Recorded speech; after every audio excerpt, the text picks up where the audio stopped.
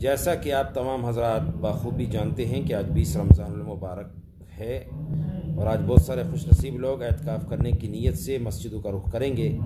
تو ان کی عظمت کو قرآن نے یوں بتایا: وَعَهِدْنَا إِلَىٰ إِبْرَاهِيمَ وَإِسْمَاعِيلَ أَن طَهِّرَ بَيْتِيَ لِلطَّائِفِينَ وَالْعَاكِفِينَ وَالرُّكَّعِ السُّجُودِ کہ ہم نے ابراہیم و اسماعیل علیہ السلام سے تاکید کی کہ وہ میرے گھر کو پاک صاف کر دیں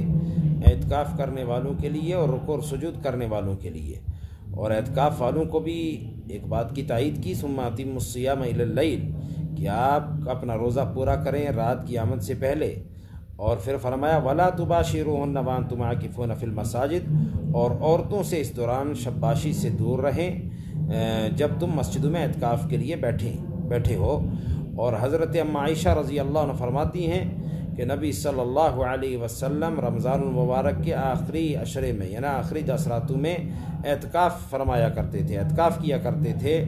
اور جب نبی علیہ الصلاۃ والسلام کا اللہ رب العزت کے حکم سے وصال ہوا تو اس کے بعد ازواج مطہرات اس کا اہتمام کیا کرتی تھیں۔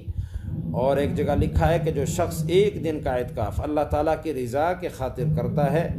تو اللہ تعالیٰ جہنم کے درمیان اور ایسا اعتکاف کرنے والے کے درمیان 3 خندقیں جو ہے آڑ فرما دیتے ہیں، جن کی مسافت آسمان اور زمین کی درمیانی مسافت سے بڑھ کر ہے۔